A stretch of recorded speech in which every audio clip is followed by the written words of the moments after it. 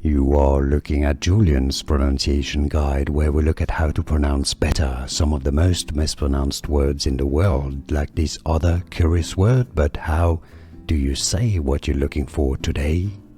We are looking at how to pronounce the name of this unit of frequency. We'll be looking at how to say more names from science and more units as well that too many people get wrong, abbreviated as HZ.